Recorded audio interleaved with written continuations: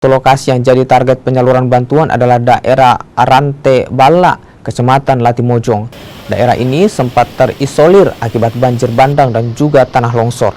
Pemerintah daerah beserta instansi terkait pun terpaksa menggunakan transportasi udara untuk menyalurkan bantuan. Bantuan akan dikirimkan jika kondisi cuaca membaik.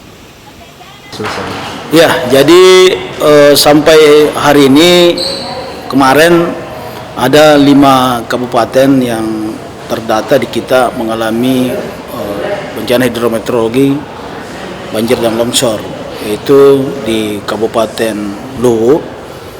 Di Kabupaten Luwu ini melanda hampir semua beberapa kecamatan, dan yang terparah itu adalah di Suli Barat dan di Suli dan di Kecamatan Latimojong.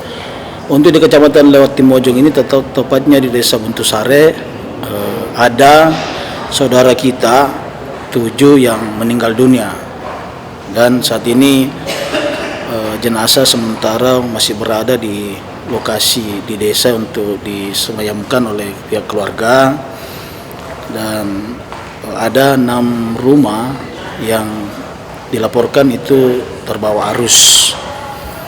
Jadi itu